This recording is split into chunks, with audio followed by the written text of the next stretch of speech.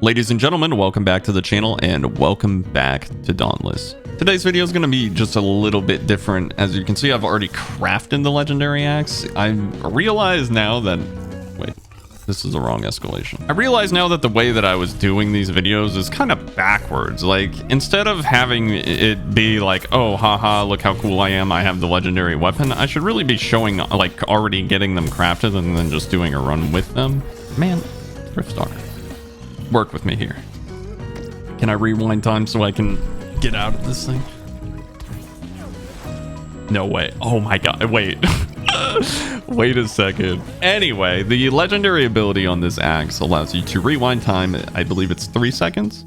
It gives you invulnerability, redoes any damage, and it gives you back the stamina that you used in that time. And there's just a lot going on with this weapon. However, it's not as strong as, say, like Valkyrian. Like, it's not as practical for leveling, but it is still very good versus Umbral Behemoths, things like heroic Umbral Escalation, and maybe just some islands that have predominantly Umbral Behemoths. But even then, even on the hunting grounds, I would still prefer to have Valkyrian's axe over this one.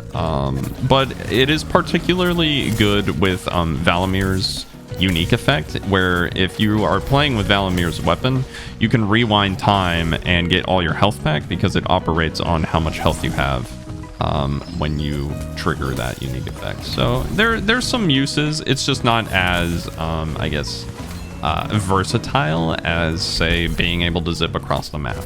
Still fun to use, still very cool looking. However, just like I said, not as versatile. Got Shroud's Wing there, kind of lucky. Honestly, I feel like this axe is, or like the legendary axe is actually really good versus like dual behemoths, because, you know, it's kind of like you just get like uninterrupted damage.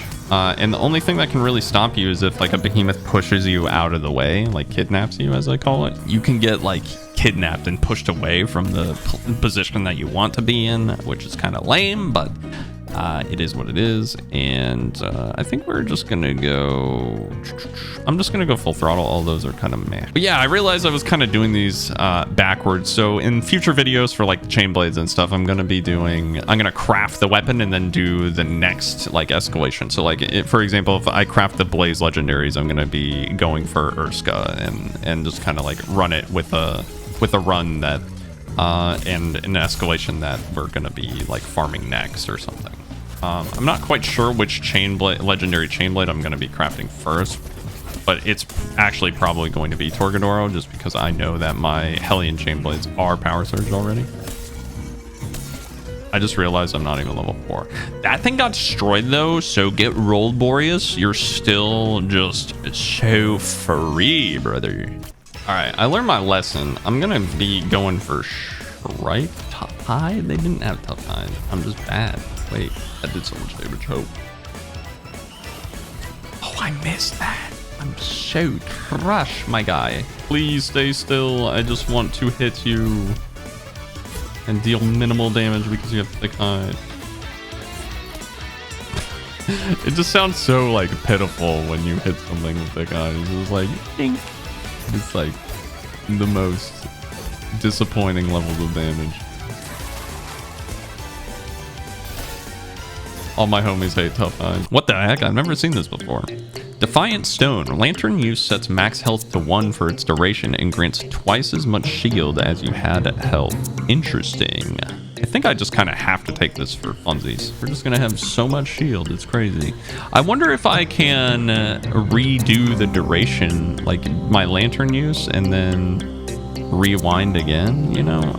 Let's try it out. So I'm gonna go ahead and cash in all my HP. I have 2,000, and then do I get, no, it's okay. Well, that's disappointing. I've been playing a lot of Monster Hunter Now recently. I actually made a community post in that tab on my channel where I just saying who's playing and who's having a good time with it and what the deal is. But someone pointed out there that Monster Hunter Now is like the most accessible Monster Hunter. Like it's like a really good time to be a fan of like these types of games, but maybe you haven't tried like Monster Hunter, right? Like they're doing a really good job at getting as many people like into the franchise as possible, especially with World and the way Rise like streamlined a lot of skills and stuff of that nature.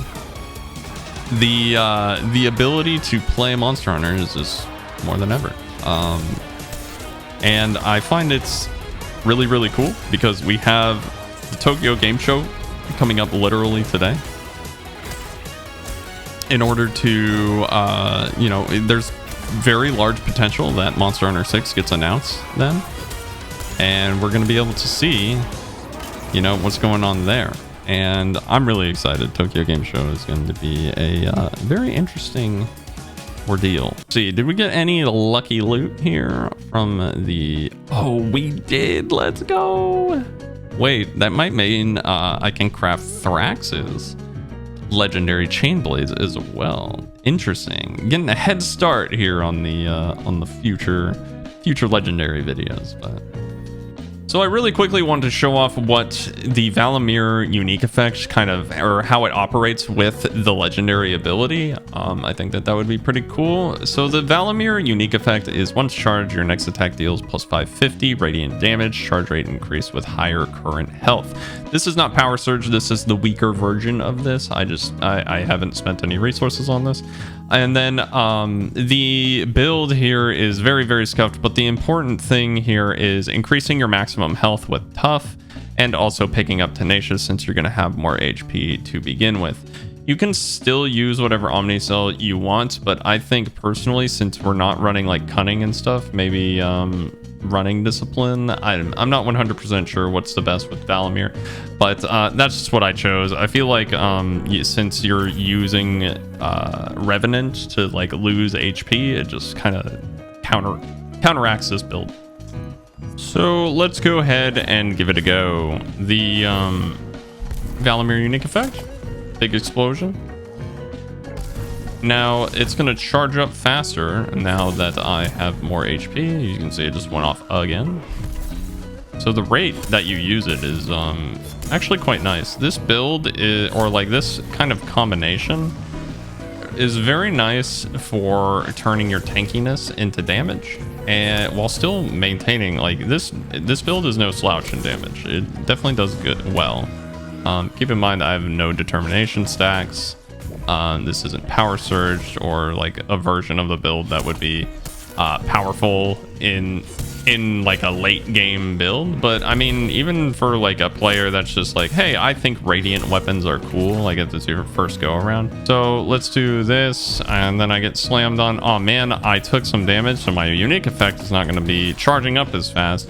You pop one of these, and then you also get a DPS window to kind of go along with it.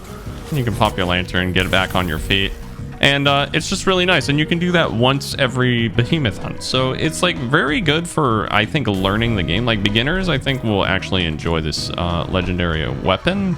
It's still something that you're going to want to use like as a more experienced player moving forward, but maybe not so much with like the Valomyr stuff. Maybe use the Rezakiri stuff, but it's just a different play style as well. So it's like a nice little variety that radiant weapons kind of have, almost like uniquely to them, because usually like the elements are kind of like there's just one weapon that just outclasses all the other ones, but radiant is not necessarily like that. So I wanted to show that. I wanted to cut a shroud tail. I actually need the shroud chest still. I haven't even crafted it yet, but that's besides the point. But yeah, that's just all I really wanted to show off.